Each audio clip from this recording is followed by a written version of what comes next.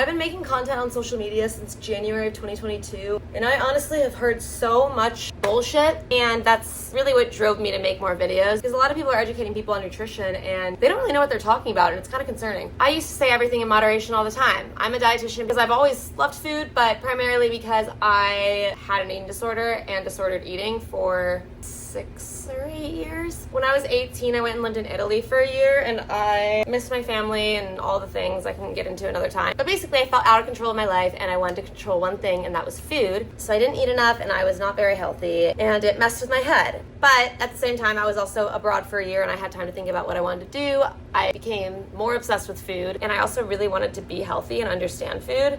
One thing a girl said to me when I said, I think I decided what I want to be when I grow up kind of thing was, she's my friend, but it stuck with me. I told her that I wanted to become a dietitian, and she goes, well, you're going to have to learn how to eat healthy in order to do that, because she knew I was struggling with eating. We did it. Anyway, I went to school to study nutrition, and I learned a lot about the psychology behind it, the social aspect behind eating, understanding different individuals' cultures and traditions around food, and just how much food can impact not only our physical health, but our mental health and our social well-being. And I also really understood the spectrum of really not eating enough, maybe eating too much, and also eating so healthy that I missed out on a lot of social experiences, or social experiences gave me a lot of anxiety. So in my practice, I'm always going to be working through a lens that understands that. And I never want people to feel restricted to the point where they feel out of control with food, because it sucks. And I definitely have had to put patients on gluten-free diets, dairy-free diets, a low histamine diet, low FODMAP diet. The more restrictive diets for short term, and then things like gluten-free or dairy-free are likely going to be long-term if they start to make symptoms better. And it's a really hard thing to do, but I always want to help my patients become the experts in that diet so they can start to feel better, and they are inspired to stick with that diet, and they also understand what nutrients they need and how they can get those nutrients while avoiding those foods. And with other patients, if they don't need to take out an entire food group, I focus a lot on label reading, because if you can understand how to read a label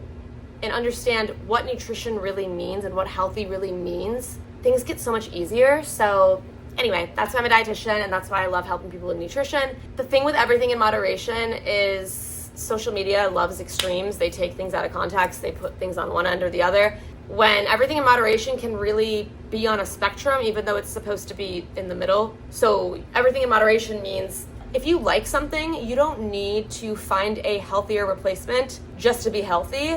You need to look at nutrition as a whole and think about what can you add to your meal to make it more healthy and nutritious. Or sometimes, what could I get instead of this? But you don't necessarily have to.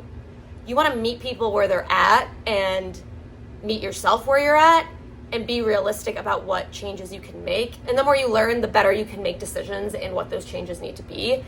But for instance, people are always adding protein powder to everything, or cottage cheese to everything. It's just another trend. Let's add protein to it. That makes it healthier. Let's add fiber to it. That makes it healthier. It does. But it's also going to be okay if you eat a cookie and you didn't have a protein shake on the side. Because sugar from a cookie can raise your blood sugar levels, and you know what wouldn't raise your blood sugar levels? Adding protein and fiber, and that's going to help prevent a crash.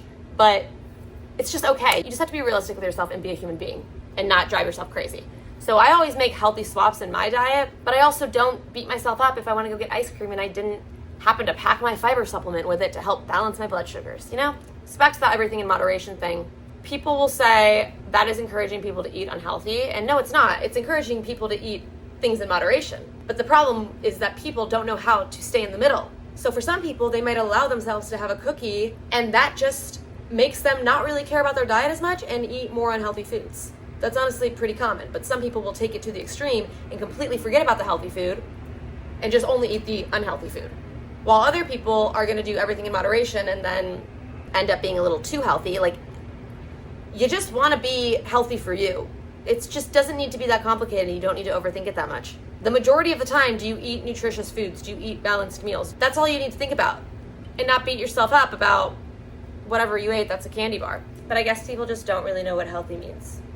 That's the problem. So really, what you need to know is protein and fiber. Those are the best two things to start with, I would say.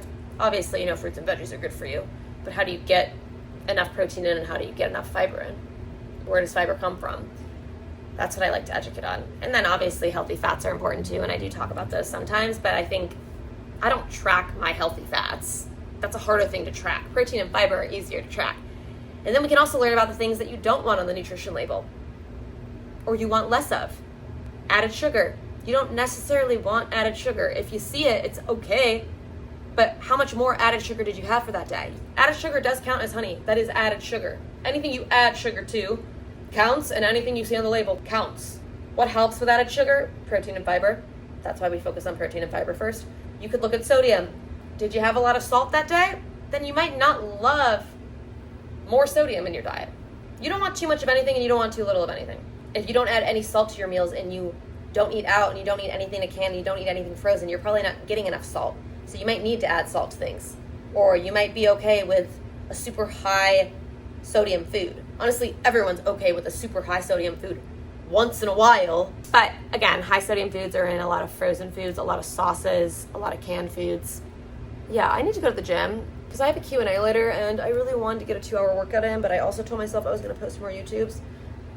I don't really know where I'm going with this video, so I think I'm going to call it quits, but I hope the point was proven. Everything in moderation does not mean go crazy. It means take everything in moderation and don't beat yourself up over eating something you actually enjoy just because someone on the internet told you it was unhealthy. And if you are someone that did take out a ton of foods and you feel amazing, that's awesome. A lot of people have done that. And just because they eat something that isn't perfect doesn't mean they're any less healthier than you. We're all good. Everyone eat healthy. I honestly focus on very minimal ingredients, and you could say it's clean eating, but clean eating has gotten, if I say clean eating, people are going to hate me because people have made a big deal about clean eating, which I feel like clean eating isn't even that bad of a phrase, but like I get it. I get why it can piss people off, and it probably would have triggered my ED brain, but I don't know. I don't think it's worth the fight. I just think as long as you're not doing anything extreme, you can call it whatever you want. Healthy eating, clean eating, whatever you want to call it. I just like to eat whole foods, and I like to encourage people to enjoy the foods they love and let themselves enjoy life. Focus on your protein and fiber, get enough water, work on your sleep. That's really hard, and work on your stress. That's also really hard, but that's like the core 5, I would say. Right?